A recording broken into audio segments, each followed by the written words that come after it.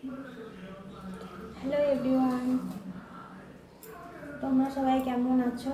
আশা করি সবাই ভালো আছো।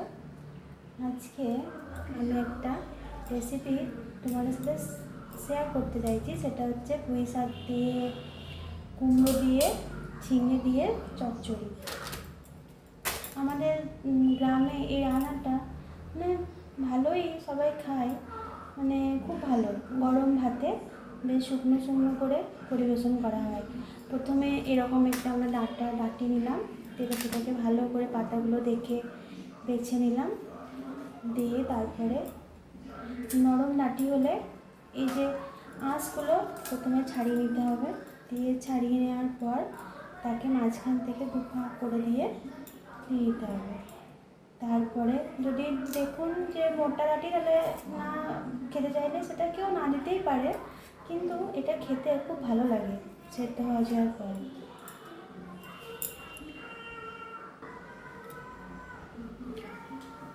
তারপরে এই যে একটা কুমড়ো, এরকম কুমড়ো তার থেকে একটু কম টুকরো নিয়ে আমরা কুমড়োটাকে খুব সুন্দর করে কেটে ছোট্ট ছোট্ট পাক করে ওই শাকের মধ্যে দেবো। আসলে রান্নাগুলো আমি রান্না করতে খুব ভালোবাসি, বিভিন্ন রকমের রান্না, কিন্তু কে কী বলবে বলে না আমি আর সাহস করে মুখে কিছু বলতে পারতাম না। তো যাই হোক, সবাই আমাকে বললো যে তুমি যখন রান্না করতে ভালোবাসো, তোমাকে রান্নার তুমি ভিডিও করে আপলোড করবে। তো সেই হিসাবেই আজকে করা।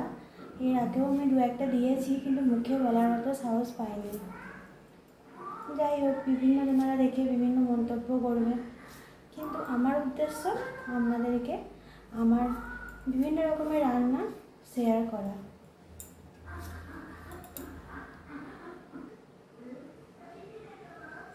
তারপর কুমড়োটাকে অ্যাড করার পর আমরা নিয়ে চলে এলাম এরকম সাইজের একটা ঝিঙে।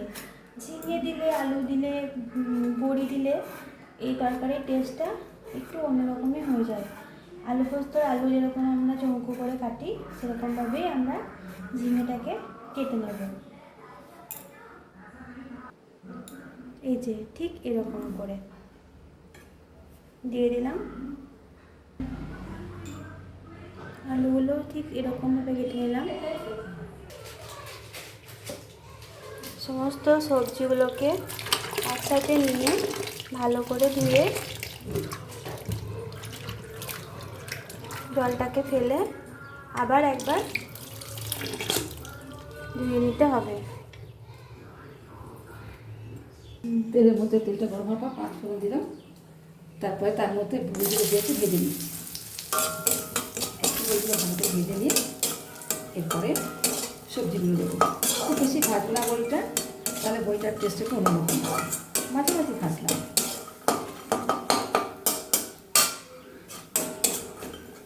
এইবার সবজিগুলো ধুয়ে ধুয়ে এক এক করে সব দিয়ে দেবো। এই যে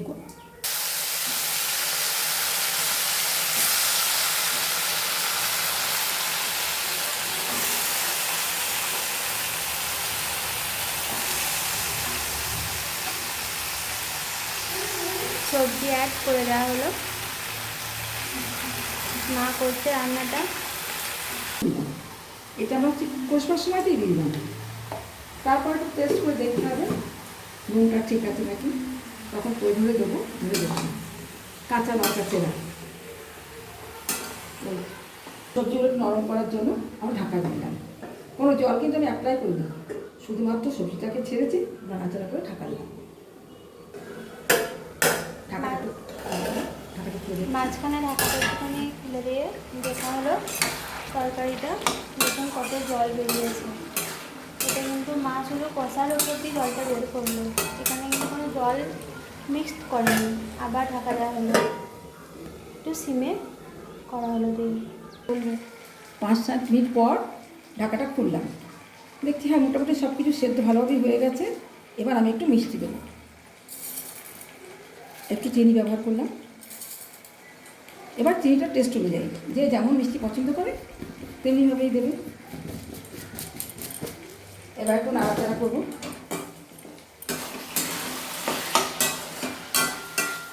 হ্যাঁ, এটা হয়ে গেছে।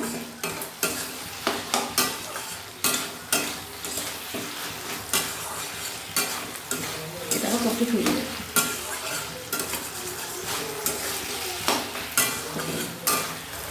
পুঁই শাকের চচ্চড়ি আমাদের রেডি।